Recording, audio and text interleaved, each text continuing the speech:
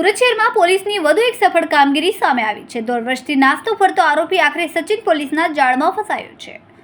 Sachin police સ્ટેશનની ટીમે પ્રોહિબિશનના ગંભીર કેસમાં વોન્ટેડ આરોપી આકાશ જયંતિભાઈ રાઠોડને ઝડપી પાડ્યો છે।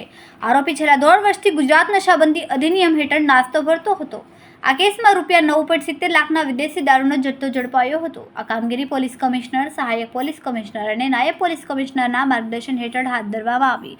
સચિન વિસ્તારમાં પેટ્રોલિંગ દરમિયાન મળેલી ગુપ્ત માહિતીના આધારે ભાટિયા બ્રિજ નીચેથી આરોપીને ઝડપવામાં આવ્યો। ત્યારબાદ તેની સામે કાયદેસરની કાર્યવાહી શરૂ કરવામાં આવી। પીએન વાઘેલા અને એનડી ડામોર તેમજ 15થી વધુ પોલીસ અધિકારીઓ અને કર્મચારીઓએ પોલીસની આ કામગીરીની શહેરભરમાં પ્રશંસા થઈ રહી છે। સુરત શહેરમાં ગુનાખોરી સામે પોલીસની આઘાતક કામગીરી સતત ચાલુ છે। આશરે 1.5 વર્ષ પહેલાં સચિન પોલીસ સ્ટેશનની હદમાં ભાટિયા ગામમાં એક એસએમસીની એક રેડ કરવામાં આવેલી હતી।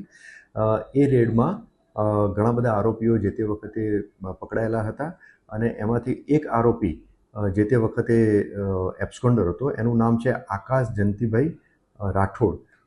એ મૂળ રહેવાસી છે, ભાટિયા ગામનો છે, નવા મોહલ્લો। અને એનો જે તે વખતે રોલ એવો હતો કે આ જે એસએમસીની રેડ થઈ એ વખતે એ સ્થળ ઉપરથી ભાગી ગયેલો હતો। તો છેલ્લા 1.5 વર્ષથી નાસ્તો ફરતો હતો। સચિન પોલીસ સ્ટેશનના ડિસ્ટાફને એક અંગત બાતમીદારથી એક આધારભૂત માહિતી મળેલી હતી, જે આધારે આરોપીની ભાટિયા બ્રિજની નીચેથી જ આની મળી આવતા આરોપીની ધરપકડ કરી અને તપાસ અર્થે તપાસ કરનાર અધિકારીને સોંપવામાં આવેલ છે। આરોપીને ભાટિયા બ્રિજના નીચેથી પકડી લેવામાં આવેલો છે અને આમ તો એ પ્રાથમિક પૂછપરછમાં એવું જણાઈ આવેલ છે કે છૂટક મજૂરીનું કામ કરી